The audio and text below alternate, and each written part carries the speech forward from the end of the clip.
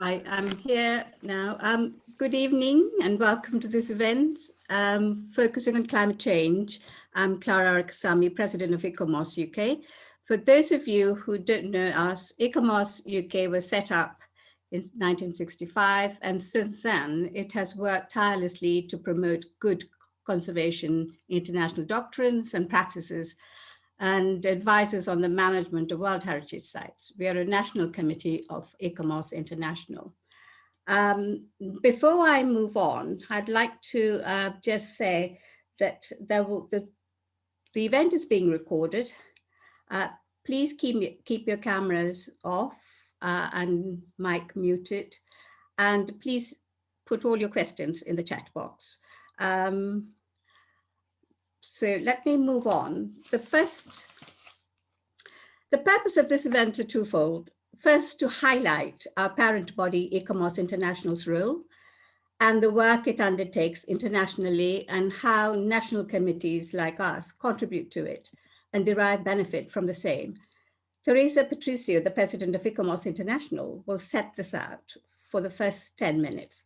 She will also highlight the work of ICOMOS has been undertaking in the area of climate change and the important report, The Future of Our Past, Engaging Cultural Heritage in Climate Action, produced in 2019, which has provided the framework for the European Green Deal document being presented later this evening.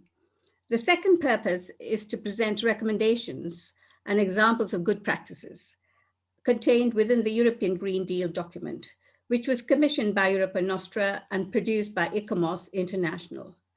Graham Bell from Europa Nostra and Andrew Potts, our keynote speaker for this evening, will set out the purpose and the details of the document and its relevance to the UK. Although as a nation, the UK has left Europe, however, as a cultural agency, ICOMOS UK continues to work very closely with our European national committees. This collaboration places us in a unique position for the exchange of ideas, good practice, and joint working with many partners in the region. This launch is an important first step for ICOMOS UK. It launches our work in the area of climate change.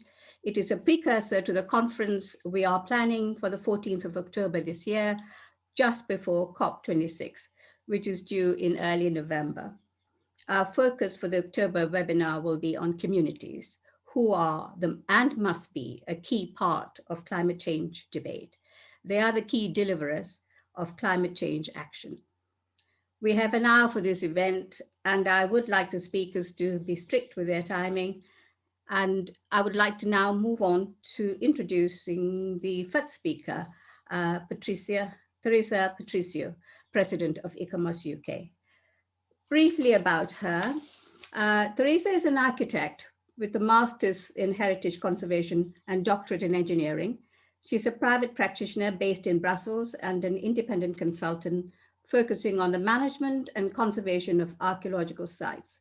She holds a professorship at Raymond Lemaire International Center for Conservation at the Catholic University of Louvain in Belgium. Teresa has worked for international institutions, including the EU and UNESCO. She was formerly the president of ICOMOS Belgium and ICOMOS Wallonia Brussels. She is a member of ICOMOS International Scientific Committee on Training and a member of Working Group for the Safeguarding of the Cultural Heritage in Syria and Iraq, and a former board member of the Belgian Blue Shield. Teresa, over to you. Thank you so much, Clara. I tried to share my screen.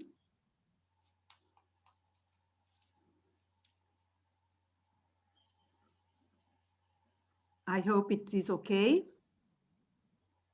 Yes? Okay, thank you. Yes, we can see that. Thank you very much.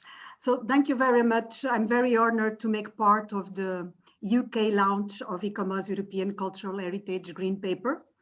This ICOMOS Green Paper represents a collaborative effort of two very significant heritage organizations, Europa Nostra and ICOMOS. So let me start by presenting you ICOMOS. So ICOMOS was founded in 1965 following a recommendation of UNESCO.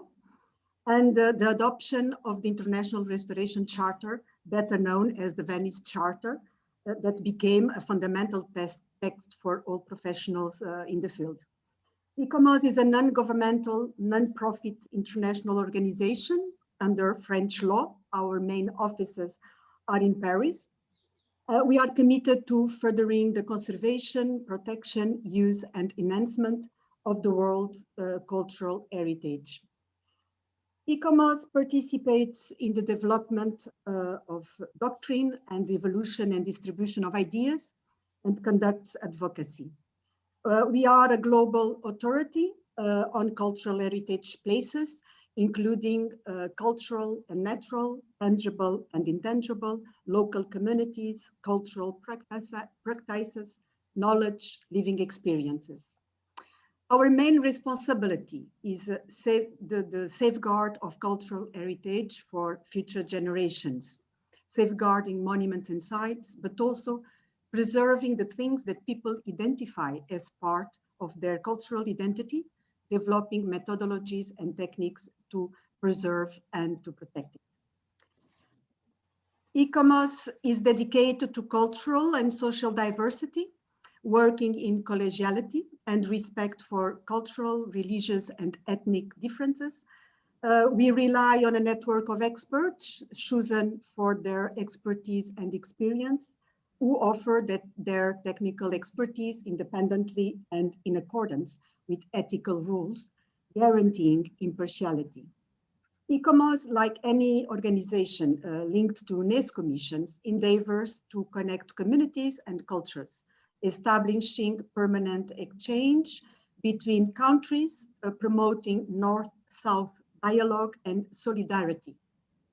In addition, for instance, during disasters, natural disasters or man-made, ICOMOS makes experts and specialists available in the development of emergency measures for the preservation, conservation, and restoration of heritage. We had, for instance, actions in Haiti, China, Iran, Nepal, among many others.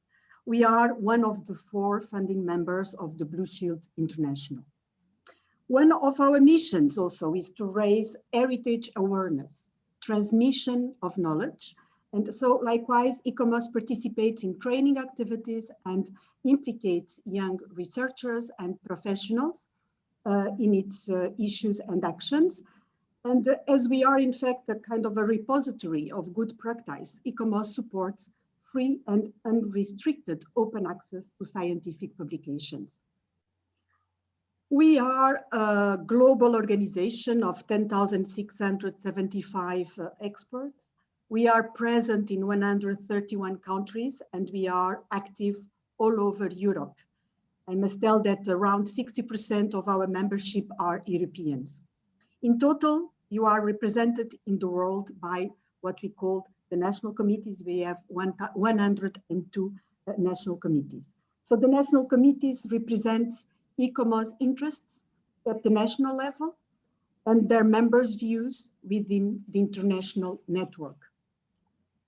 So national committee serves as a forum where individuals and representatives of institutions can meet to exchange information and views on principles, doctrinal matters, but also on technical, legal, and administrative practices affecting the conservation, restoration, rehabilitation, and enhancement of heritage places. Through the international meetings of ICOMOS, national committees like UK ICOMOS can exert a decisive influence on the program priorities of ICOMOS, as they are a channel through which experts in each country take part in ICOMOS international activities, including, for example, specific missions entrusted to ICOMOS by UNESCO. ICOMOS, in fact, is one of the 3 advisory bodies of the World Heritage Committee for the implementation of the World Heritage Convention of UNESCO. As such, our members are invited to review the nominations of cultural world heritage and ensures following up the conservation statutes of the listed properties. As we are dedicated promoting the application of theories, methodologies, and scientific techniques to the conservation and protection of cultural heritage places, ICOMOS has established 29 scientific international committees comprising expert members from all over the world on various cultural heritage topics that represents, in fact, the ICOMOS technical bodies. Many members of ICOMOS-UK are involved with these international scientific committees. So ICOMOS is constantly reflecting on its doctrinal input and good practices on current and emerging issues concerning the conservation of cultural heritage. To this end, ICOMOS also set up a number of working groups on emerging subjects. The ICOMOS working group on climate change and heritage is a typical example of this arrangement and is tasked with reflecting on the link between cultural heritage and climate change. The working group comprises ICOMOS experts from North and South America, from Africa, from Asia and Pacific, and many from Europe. And I must tell, we have many UK expert members in the working group of climate change.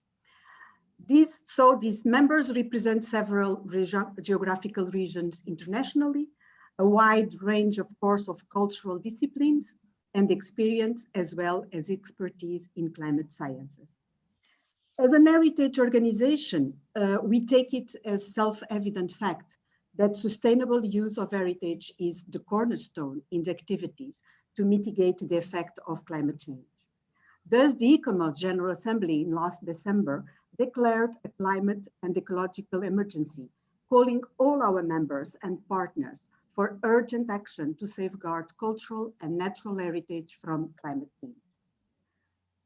So Europa Nostra, together with the European Investment Bank and the ICOMOS and ICOMOS Working Group on Climate Change, have joined forces to prepare the European Heritage Green Paper in order to offer our collective insight and know-how on cultural heritage as an essential component in a fair transition to a sustainable and climate neutral Europe.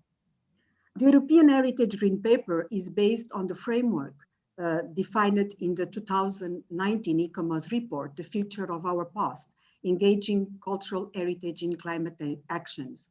The report concludes that a better recognition of the cultural dimensions on climate change and adjustments of methodologies of heritage practices are necessary. So Europe's rich cultural heritage can support implementation of every element of the European Heritage Green Paper.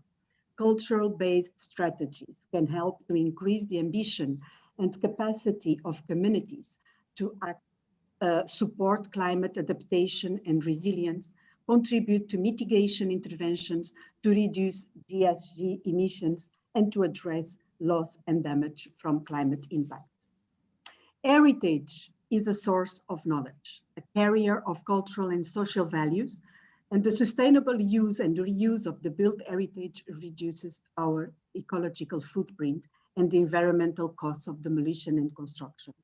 And so ICOMOS expert knowledge can contribute to this endeavor. So, and on behalf of ICOMOS, I would like to congratulate my colleagues of ICOMOS-UK for this so important moment, this UK launch of this ICOMOS European Cultural Heritage Green Paper. And let me finish also by thanking our colleagues who are here with us today, who have worked on this so important document. So thank you very much. Thank you very much for your attention.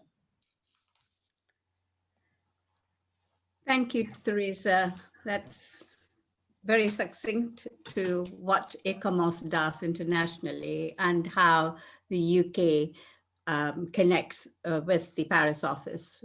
Well, very well done. I'd like to swiftly move on to Graham Bell from Europa Nostra. He's very kindly has come on to say give some introductory remarks about how Europa Nostra has been involved and the collaboration between ICOMOS and Europa Nostra. Briefly about Graham, he's a board member of Europa Nostra and representative on its many responsibilities, including New European Bauhaus and missions for the 7 most endangered sites. He was UK National Coordinator for 2018 European Year of Cultural Heritage.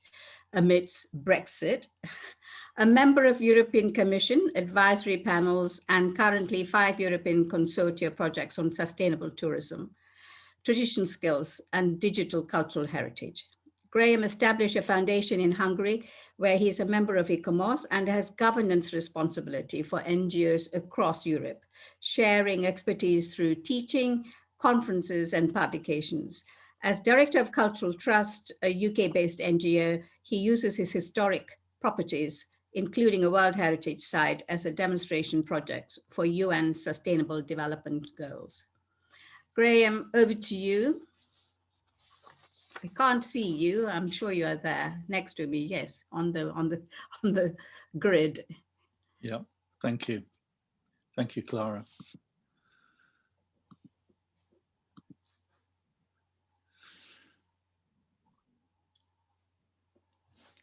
Good evening, everyone. I've just been looking through the attendance list, and it's really good to see some familiar friends. At least I can't see you, but it's nice to know that you're there. And this is one of the disappointments, of course, about virtual meetings, that we can't break and have a coffee afterwards.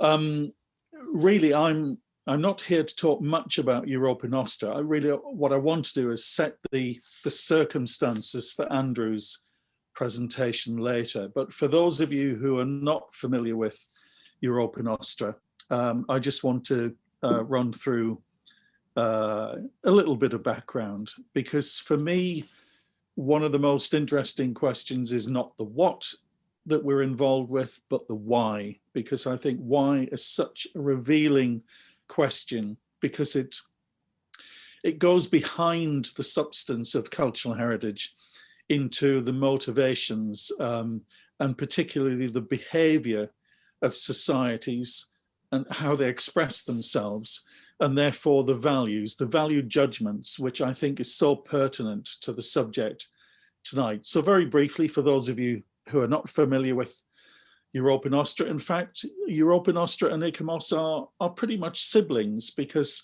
Europa Nostra was founded in '63. ICOMOS, as we've heard, was founded in '65. So there's always been that sort of relationship, that sibling relationship, I think, between the two organizations with overlapping interests. You've heard from Teresa quite a lot about the reach of ICOMOS. As you would expect, Europa Nostra is focused on Europe, 37 European countries. And for those of you who might think that because of Brexit, we're out of the mix, no, we're not. We're just slightly different in terms of our involvement. Probably most of you, if you've come across us, will know us through the award scheme, which has been running for many years. And I think it's important to recognize that this isn't just an opportunity to have a good bash and a good celebration about what can be achieved. It is about significance. It's recognizing significance, and it's recognizing that the people do achieve amazing things with their cultural heritage. But you heard in the introduction that at the other end of the spectrum is the level of risk. And in the UK, we of course have things like the Heritage at Risk Register. But the purpose of the 7 Most Endangered is to offer support from Europa Nostra and from the European Investment Bank Institute to try to problem solve some of the most significant sites across Europe that have run into difficulty. Networks, as you've heard already with ICOMOS, are really important to all of us. If we act alone, our voice is isolated. If we act together, it carries clout in the halls of power and indeed in the communities where we want to work. So what about tonight? Well, just over 5 years ago, 2015, the European Heritage Alliance produced a report about how we value cultural heritage across Europe. And one of the issues I always have in the UK is that we have culture and we have heritage. We don't really talk about cultural heritage as a continuum. And of course, we can extend that even further between tangible cultural heritages and intangible cultural heritage. So we did this document, which was to try and look at the overlaps between the different sectors across Europe. And scarily, what we found is that only 6% of cultural heritage organizations operated mindful of all of the domains that you've just been looking at. And I guess this was a real wake-up call for Europa Nostra, that Europa Nostra needed to look beyond its traditional domain. And tonight really is looking at the right-hand end of this spectrum.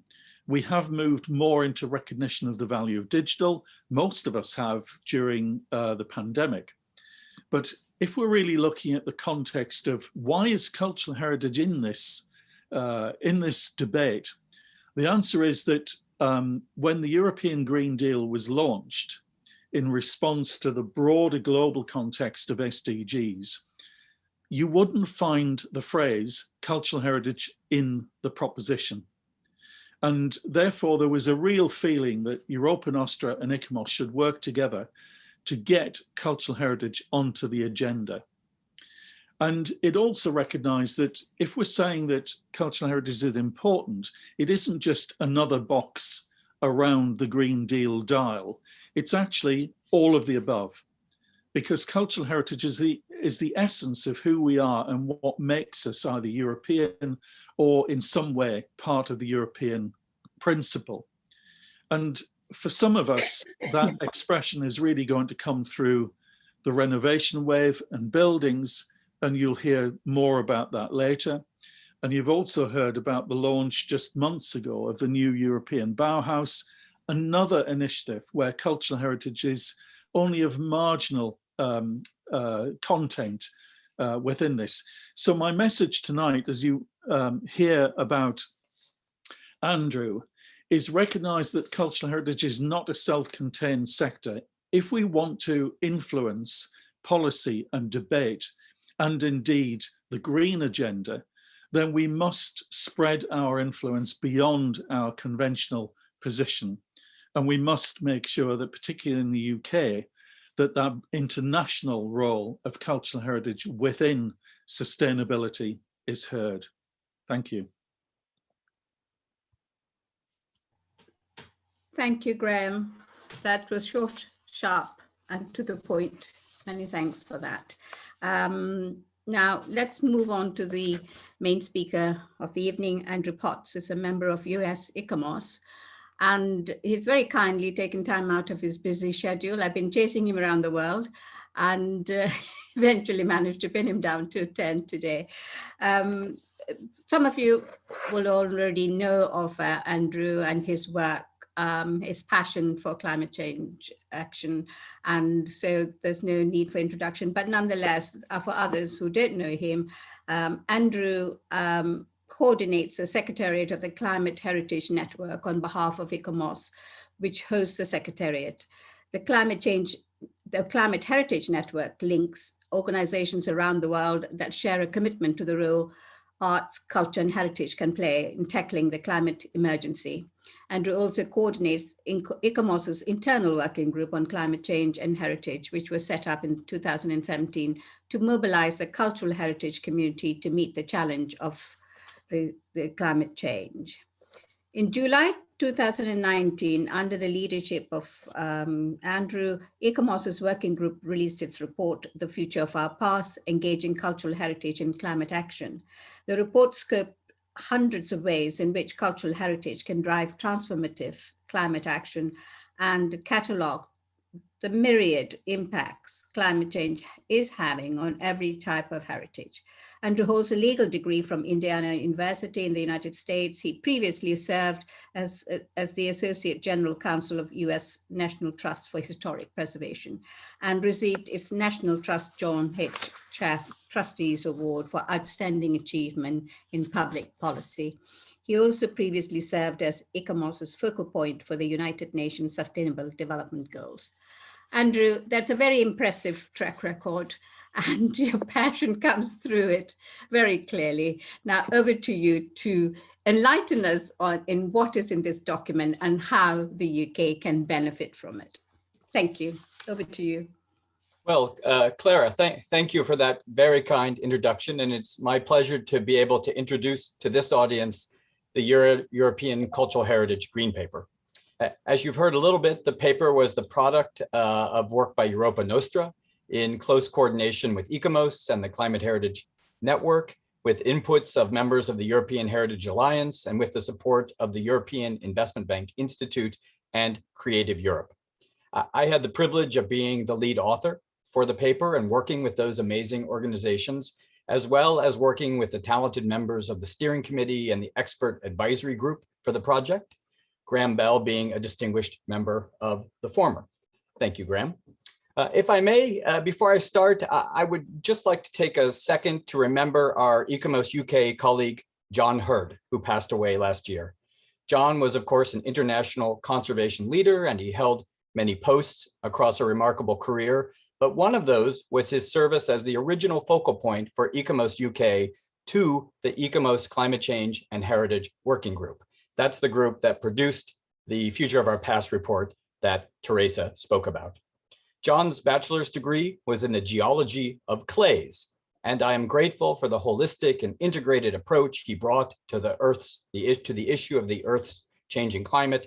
And I'd like to think that his philosophy finds some expression in the green paper I'm going to talk about today. Let me also thank ICOMOS-UK for organizing this event and putting the spotlight on the intersection of cultural heritage and climate change. Climate change is, of course, a topic very much on people's minds, especially in the UK, which is set to host the 2021 United Nations Climate Conference, called COP26, in a little over 4 months. But while climate change may be on people's minds, what about climate change and culture and heritage? What about the ways culture influences the causes of climate change? And what about the cultural dimensions of climate action? These are topics we in ICOMOS and others have been discussing for years, more than 20 years. But too often, these conversations were ones that we were having with ourselves, not with people in the environment and climate realms. And for whatever reason, we have largely not succeeded in getting climate and environment colleagues to engage with the cultural dimensions of climate change. This is an issue globally, and apparently no less so in Europe, as we all discovered in 2019 when the European Green Deal was released. Before I go on, just a quick primer on the European Green Deal itself. The European Green Deal is arguably the most ambitious climate action plan ever devised in the world. Climate science tells us that in order to avoid the worst impacts of climate change, we need to limit the planet's temperature increase to 1.5 degrees Celsius. And to do that at a global level, net zero CO2 emissions need to be achieved by around 2050. Climate science also tells us that how much progress we do or do not make in the early years leading up to 2050 has a big impact on whether we can achieve the ultimate goal. That's why interim goals to reduce greenhouse gas emissions by, say, 2030 are critical. The European Green Deal aims to chart the EU's course to net zero emissions by launching a set of policies that will transform the economy, industry, production and consumption, buildings, infrastructure, food, construction, social benefits, taxation, and more of Europe. It aims to address the biodiversity crisis, and it aspires to do all these things while promising a new growth strategy for Europe, one where environmental, economic, and social sustainability go hand in hand. So back to my point about culture. Despite the comprehensive nature of the European Green Deal, despite the fact that it promises to launch an all-of-society effort, and despite the fact that the transformations it promises will be disruptive and deeply implicate the social cohesion and identity of populations, as initially released, the Green Deal envisioned no particular role for culture or heritage at all in its transformative agenda. This discovery was a wake-up call, an urgent reminder of the need to clearly articulate the cultural dimensions of transformative climate action and the role of cultural heritage in achieving the Green Deal's ambitions. This green paper was a response to that wake-up call. While the European Green Deal applies strictly to Europe, its promise it promises to be enormously influential in the design of climate action around the world. Pity all of us if we are unable to get the role of cultural heritage articulated in one of the most comprehensive and influential climate action plans in the world. And so ICOMOS, both at a European level and also internationally, was pleased to join with Europa Nostra in the Green Paper project to articulate cultural heritage's role. And so with that, I'm going to share my screen. You see my slides, I hope. There we go. Yes, we can see them, Andrew. Thank you. Okay, thanks. So we undertook the preparation of the Green Paper, not as bystanders, but as convinced actors in the process of ecological transition, convinced that the European Green Deal is fundamental and intrinsic to our own work in cultural heritage. Climate change is one of the greatest threats to people and their cultural heritage worldwide. Increasing concentrations of greenhouse gases driven by human activities such as the burning of fossil fuels and deforestation are already heating the planet and producing hazards that are damaging infrastructure, ecosystems, and social systems, including cultural heritage. The Intergovernmental Panel on Climate Change has reported that while 1.5 degrees of global warming will severely damage our natural and cultural heritage, the impacts of 2 degrees Celsius of warming will be significantly worse. Put bluntly, many places will not be able to adapt their way out of the effects of 2 degrees of warming. And remember, European emissions don't just boil the seas and melt the glaciers of Europe. They, along with the emissions of other industrialized nations, are changing the climate for everyone, everywhere. The European Green Deal puts Europe on a path to holding warming for the planet to well below 2 degrees Celsius, which is why anyone who cares about safeguarding the planet and its cultural heritage needs the European Green Deal to succeed. And of course, that includes all of us in the cultural heritage sector. At the same time, and perhaps less conventionally mentioned, the team that wrote the Green Paper also approached the topic firm in the conviction that cultural heritage is essential to the success of the Green Deal project itself, notwithstanding its omission from the first draft. You have already heard many of the reasons why cultural heritage is important to climate action, including the ones Teresa outlined in her remarks. Cultural heritage offers an immense potential to drive climate action, influence consumption patterns, and support the transition towards a healthier, greener, and fairer society and economy. Moreover, cultural heritage can be a catalyst for positive change. It has the power to connect people to places, encourage a sense of belonging, and foster social inclusion. Suffice to say that no industrialized society, not the UK and not the EU, can achieve systems transition on a nearly unprecedented scale, like that contemplated in the Green Deal, without attention to the cultural dimensions of those transitions and without capturing the hearts and minds of residents. What we try to do with the Green Paper is make these points in a positive and constructive way, in a way readily understandable by those who work in climate and environment policy. We wrote about climate for a cultural audience, yes, but equally importantly, we were writing about culture for a climate audience. In a moment, I'll walk through the Green Paper's sectoral analysis, but first I want to mention one other overarching theme of the paper, and that is the idea of conflict, or perhaps better to say, the minimization of conflict between cultural heritage safeguarding and climate action. The European Green Deal itself notes that careful attention will have to be paid to potential trade-offs between economic, environmental, and social objectives. And of course, this includes real and perceived tensions between climate action and other types of conservation of heritage values. In the paper, we try to be very direct about these potential tensions. Wind farms in cultural landscapes, insensitive retrofitting of historic buildings for energy efficiency, the phasing out of traditional livelihoods rooted in the carbon-based economy, and the problem of greenhouse gas intensive forms of cultural tourism, to name a few. Maladapted climate action that impairs the co-benefits, to use some climate jargon, the co-benefits associated with cultural resources, cultural rights, and heritage values can ultimately undermine environmental objectives as well. Advocates on all sides must seek to maximize win-win outcomes that advance climate action and the safeguarding of cultural heritage, and the Green Paper proposes many such strategies. So with that, I'd now like to introduce you to the heart of the Green Paper, which is its sectoral analysis. The European Green Deal is made up of a series of green transition plans that address many of the major sectors of European economy. The Green Paper analyzes how the core competencies and considerations of cultural heritage correlate to 9 of these sectors: energy, circular economy, buildings and renovation, mobility and transport, food systems, green finance and just transition, research and innovation, education and training, and EU external relations, so-called Green Deal diplomacy. I'm going to discuss most, but not all of these. I should mention that the Green Deal includes a new climate adaptation plan for Europe, and the cultural heritage implications of which are huge.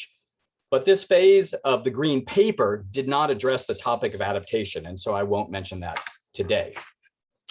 As I talk, I invite you to give thought to how you and the organizations and agencies you work with can do more to engage in the types of activities described in the Green Paper, and how the things that you're good at, that we're good at in cultural heritage, our skills are useful to advancing these aims.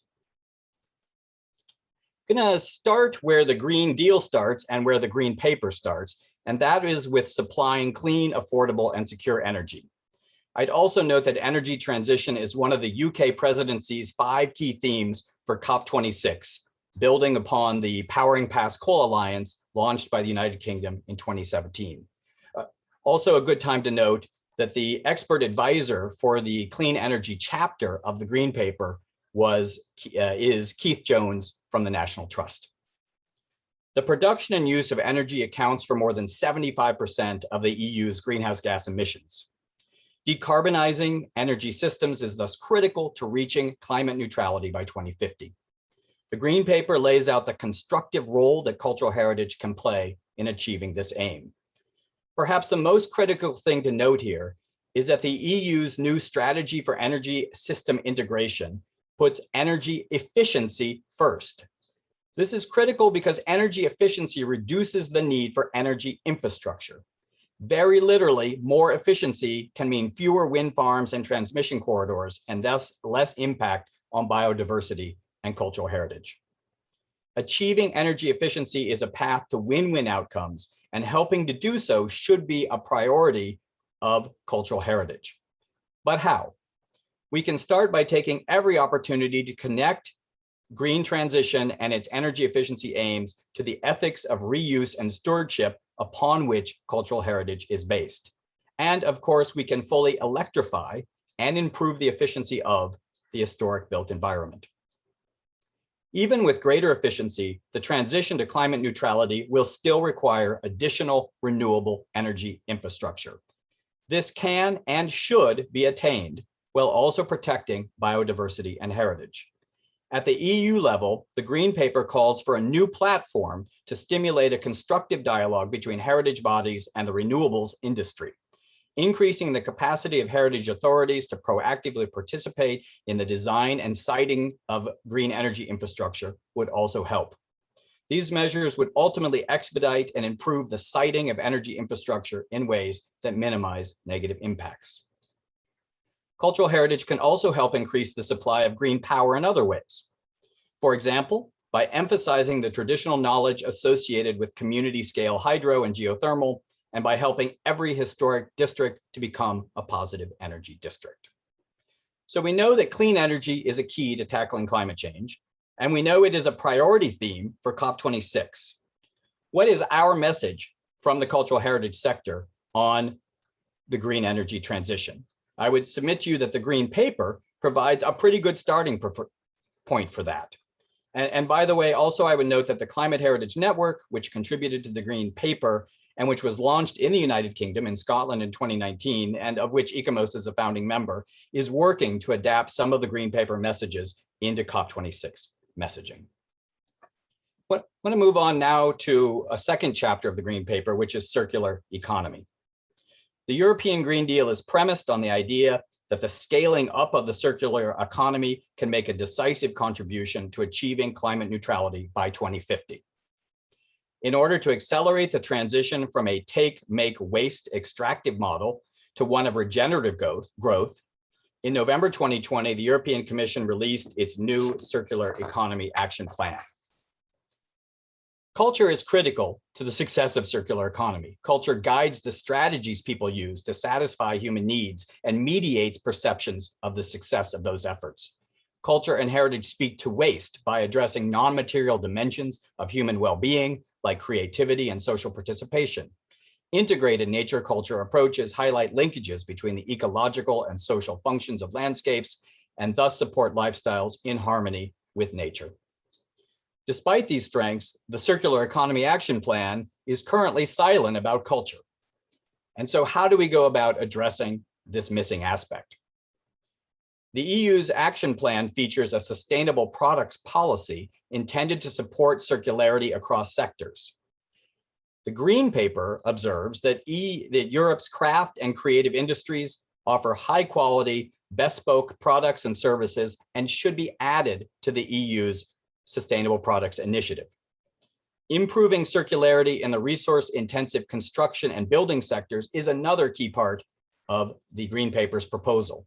It's essential that the Green Deal promote the use and adaptive reuse of existing buildings while also recognizing the co-benefits associated with conserving heritage values. The Circular Economy Action Plan states that sectoral initiatives may be extended to other products in Europe as well.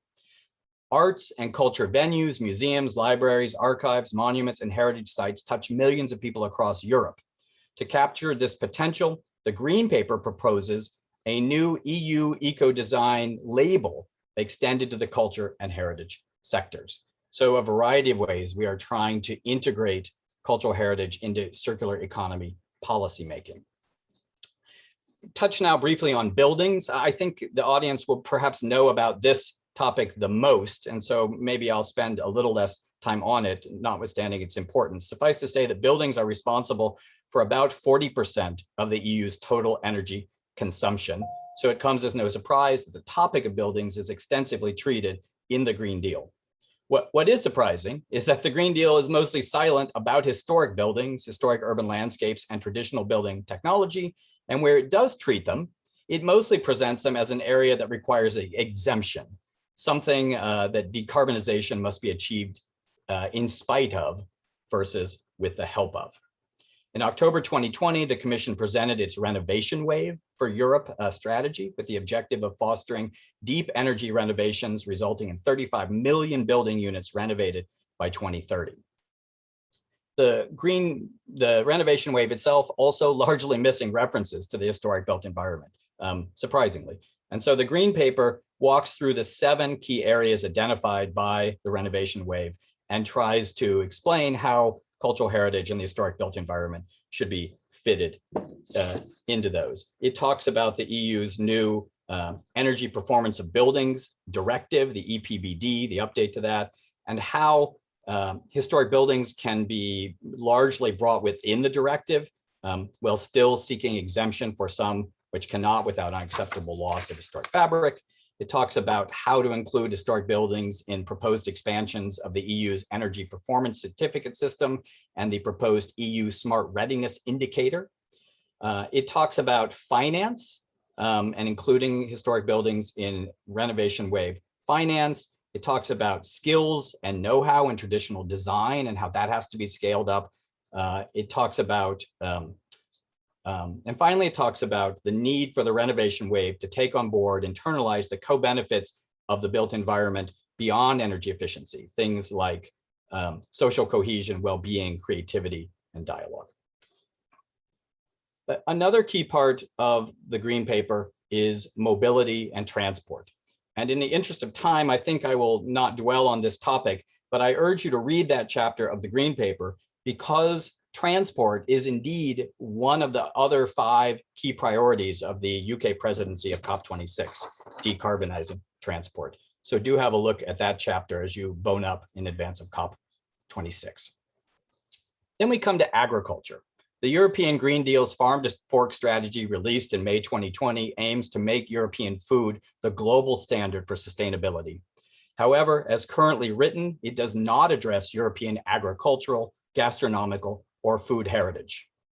Europe's traditional agricultural knowledge and craft know-how can help ensure sustainable and decarbonized food production, reduce chemical pesticides, save water, promote animal welfare, and more.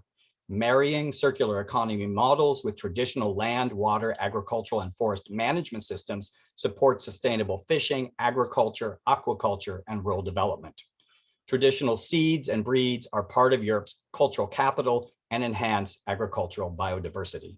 So the green paper, written in cooperation with Slow Food Europe, tries to explain how these missing elements should be added in to the Farm to Fork initiative and emphasized in Europe's new common agricultural policy. It also addresses the benefits of traditional European diets in terms of food security, nutrition, and healthy food. The last section that I want to mention as my time is running out has to do with finance and just transition. We know that achieving the current Green Deal targets will require significant additional annual investment from both the public and private sectors. And the Green Paper makes the point that this has to include financing for culture-based strategies. Another key issue in this area is one called just transition. Europe's green transition, and indeed every place's green transition, must be just and inclusive. It must pay attention to the regions, industries, and workers who will face the greatest challenges. To use the vocabulary of climate policy, the transition must be just. The cornerstone of this effort in the European Green Deal is the EU's new Just Transition mechanism. And in my opinion, this is an area where cultural heritage can play an extremely important role. Including cultural heritage, creative industries, craft, and the knowledge of local communities in just transition measures will help assure community-led processes, wider acceptance of change, and more durable and effective outcomes. The Council of Europe's Faro Convention can be used to root just transition planning in the European values of cultural diversity, human rights, and participatory democracy. Craft and heritage trades can aid in reskilling, to give just a few examples. And we see this potential across Europe. I'll give you an example from close to the UK, over in Ireland, where peat bogs have played a historic role in Ireland's economy and culture, and where cultural heritage-based strategies are being used to help achieve a just transition for peat-resilient regions amidst a phase-out of peat and peat cutting as part of the greening of the energy sector. We need to extend those attention of culture-based strategies to all regions and industries being disrupted by the green transition. So in conclusion, last year, the ICOMOS Triennial General Assembly voted to declare a climate and ecological emergency, as Teresa noted. And by the way, they also called upon all other culture and heritage organizations to do the same. In that context, the context of urgency, the ICOMOS General Assembly called upon the cultural heritage community to implement heritage responses to climate change that seek to realize the potential of cultural heritage, including both tangible and intangible heritage, and focusing on local communities' knowledge and practice to contribute to transformative change, drive greenhouse gas mitigation and climate adaptation, and deliver climate resilient pathways that strengthen sustainable development. The Future of Our Past report that's been spoken of supports this work by outlining ways in which the cultural heritage community can address both the causes of climate change and its effects. The report provides a benchmark against which heritage communities can measure their climate change engagement. In the foreword to The Future of Our Past, the immediate past president of ICOMOS, Professor Toshiyuki Kono, wrote, and I quote, "It would be foolish to imagine the practice of heritage remaining static while the world goes through the rapid and far-reaching transitions discussed in the Intergovernmental Panel on Climate Change's special report on global warming of 1.5 degrees.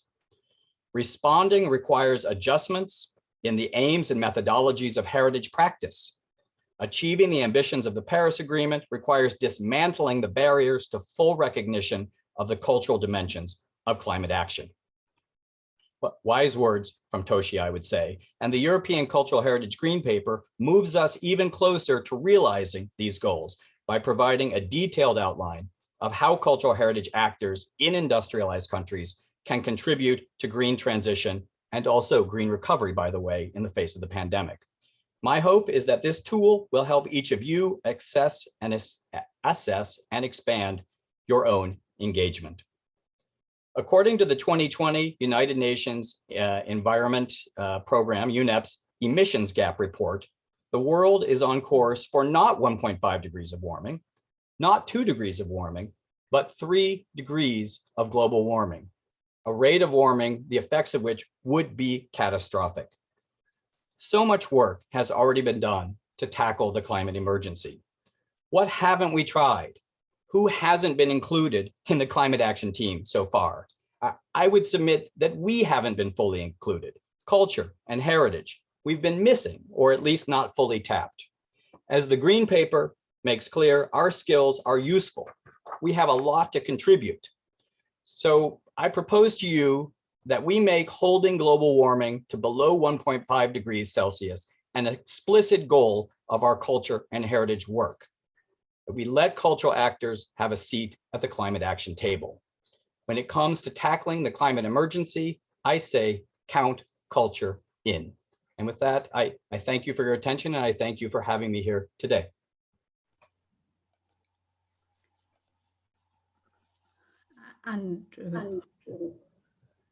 Okay. Right. I think I've got an echo. Maybe it's gone now. Okay, thank you, Andrew. That was great. It was very short, but comprehensively covered. It's a huge area to cover, but you did a brilliant job. Now, we need some questions. Anyone in the audience would like to ask a question? We haven't seen any, but we have some already that we gathered earlier. Is there anyone in the audience who wants to ask a question of the panel? Okay, we haven't seen the questions in the chat box. If you do have any questions, please put it in the chat box. Andrew, just to kick off, how do the aims and methodologies of heritage need to change? I mean, we've been there for such a long time. These things have been there for such a long time. How, the aims and methodologies of heritage need to change to make it more fit for purpose in the face of climate change? Well, thank you, Clara. It's a big question, but one we all need to be asking ourselves. In the climate world, it's often said that the enemy of tackling the climate emergency is following a business as usual approach. It's business as usual that gave us the climate emergency. And so we can't follow business as usual anymore. But to be honest, in too many places, cultural heritage actors are still practicing cultural heritage the same way they have for years. They haven't taken on board the imperatives of the climate emergency. And so a starting point is to understand what those are, to understand as a scientific matter, the threat that climate change hazards pose to cultural heritage, the relationship of those hazards to the failure to decarbonize our economy, and to understand how the things people are good at in their own jobs and their own heritage work can contribute to the priorities of climate action. And then to look back at of course, the priorities of our work for starters. I think I can just imagine people heard my whole 25-minute spiel and they will say to themselves, well, that's interesting, but my work doesn't touch any of those things, so I guess it doesn't apply to me. And let me be provocative and say that if your work doesn't touch any of those points, then are your priorities aligned with the demands of your community? Climate change is an existential threat to cultural heritage. And how can our work not be aligned with tackling it? The other is the methodologies. ICOMOS, not Andrew Potts, but ICOMOS has said that every aspect of cultural heritage methodology needs to be revised in the face of the climate threat. The way we present and interpret sites for the public needs to change. The way we inventory and document sites needs to change. The way we manage and conserve sites need to change. This is set out extensively in the Future of Our Past and other places. But if I just end by saying that I fear that if we are practicing heritage in a business as usual way, then we have failed to learn to accept honestly the climate emergency. Do any of the other two contributors want to say anything about that question? Teresa and Graham?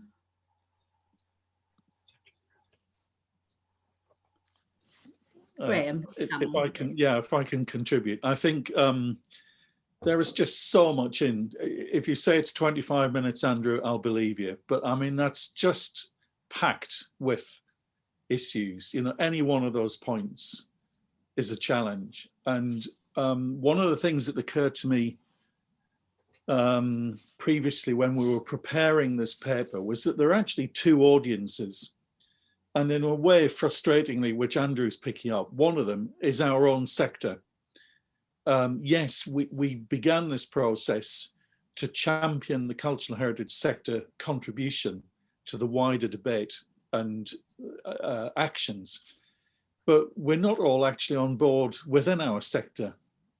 And we somehow, through events like this, we've got to persuade people within cultural heritage that this is for real and this is for now.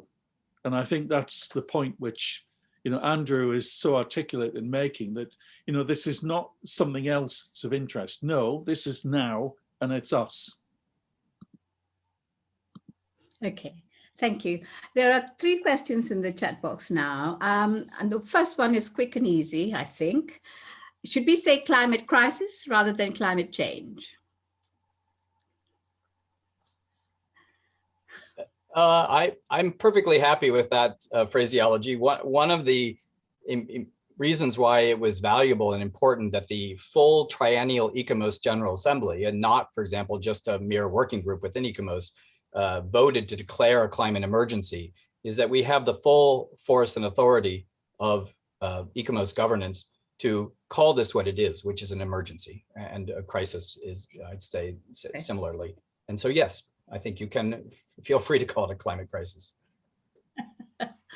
Okay, that's good. Let's move on to the question 2. You might have touched on this already. This is why cultural heritage is perceived as a limited scale preoccupation. How can we scale it up? And you've already, you know, thrown the gauntlet. If you're employed in the sector, it is your business. If you're working for the community, it is your business to match the challenge that climate change is presenting. Is there anything you want to add to that? I think you've already covered that question. Well, just to encourage folks to do what we tried to do in the green paper, which is articulate the benefits of our work in terms that climate and environmental policymakers will understand.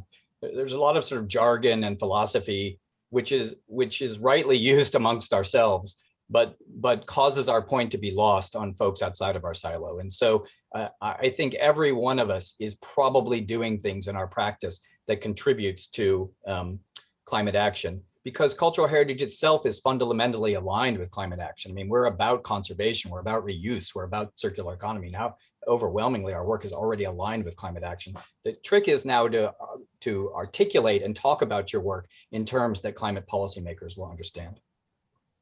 And also the communities. I think at the end of the day, they are the beneficiaries as well as the deliverers of climate action.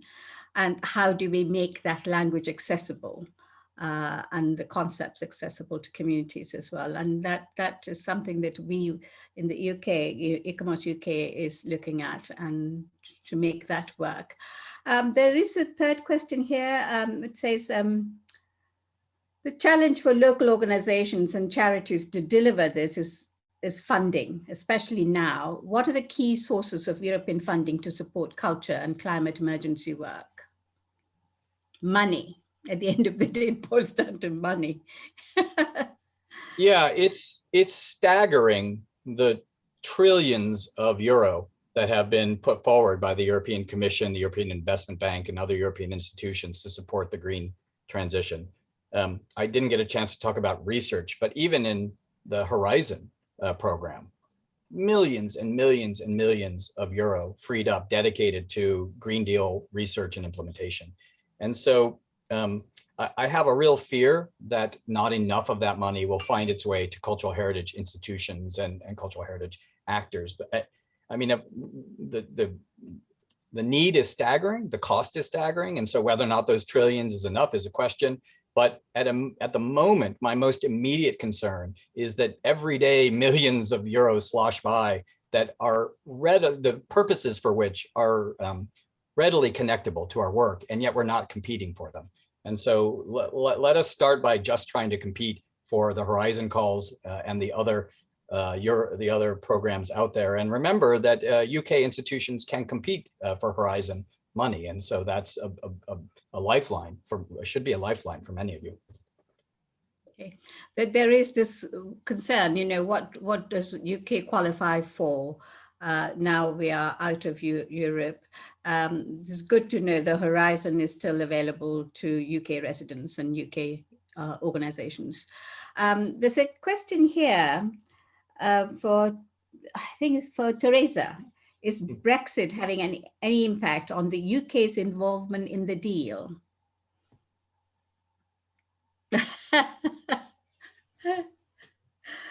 Teresa? Yes, I don't know if I'm the right person to answer this question.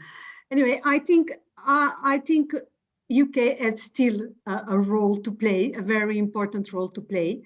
I think you still can collaborate with a lot of projects, but I think also, let me tell you, in ICOMOS, for me, I think the world is a sphere, and we need to keep this on mind. So we need to continue to be working together if you want to achieve some goals. If we start to separate, it will become very complicated. So as an ICOMOS president, it's my message. I think this is the responsibility of all, and we need to work together for that. And ICOMOS, I can ensure you that ICOMOS, we look at Europe, all countries of Europe. So I think you have a role to play also, of course, with the Green Deal, absolutely. Graham, do you want to have a go? Yeah, let's not think of us as being cast adrift off the coast of Europe. You know, we are actually still quite influential. I think my response to that is that I'm certainly involved in one Horizon partnership program, which is about the management of cultural heritage assets, because a lot of the things that would be picked up through, such as the renovation wave, could be done by property managers without professional oversight. In other words, craft workers doing routine maintenance that could affect the performance of historic buildings. And what we're trying to do is to build training materials for those people to understand that there is a good way to do things that not only is appropriate in conservation terms of the historic significance, but in terms of performance and the circular economy in that. And I think Cultura is trying to use its properties to give tangible expression to the things that Andrew's been describing in the paper, because the best way to convince anyone is to show them that yes, it can be done. Thank you. That's Clara, if I could, I know we're out of time, but if I could just quickly add one other point. At an international level, the UK is actually a global leader in the inclusion of cultural heritage-based climate change strategies and overseas development assistance. Both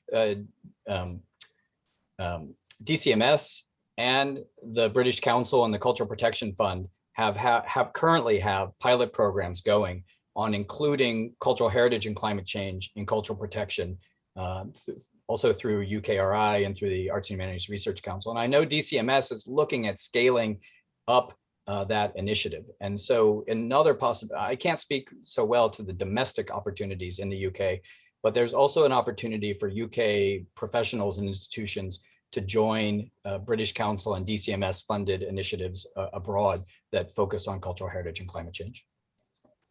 Brilliant.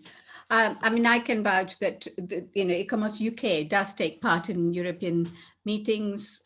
We are part of the network, the European National Committee network, and all of the activities that goes on that ICOMOS organizes. We are part of it. So as far as we're concerned, we haven't been separated.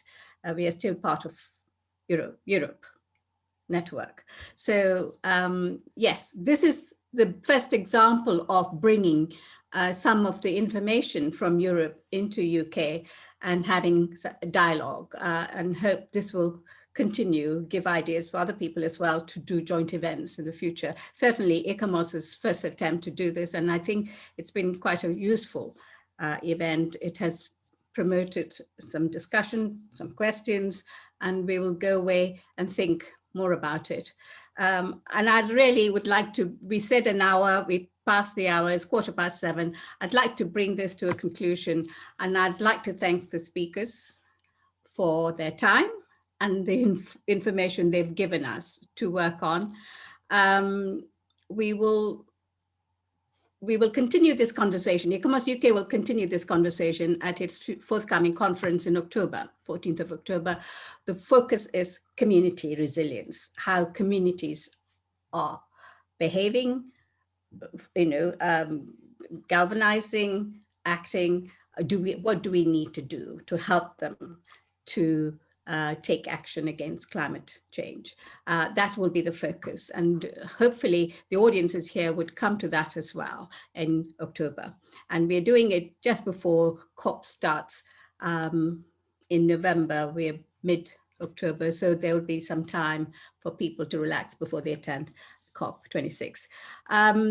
Before the participants go, we would appreciate it if you could fill in the feedback form so we know what else to lay on in the future as events to satisfy your needs. So please do fill in the form. And what can I say? I mean, the whole thing has been very good. We brag about being a part of an international network. Teresa has painted the picture. We are an international network right across the globe. Graham has sort of reinforced that. And Andrew has given us a lot of information on climate change and what we can do. And there are some challenges there. So hopefully we'll take away some information and work on them, and some ideas, some thoughts from today. Thank you for coming along, and safe journey. That's what I usually say, but you don't have to travel. You're sitting at home. So thank you and good night.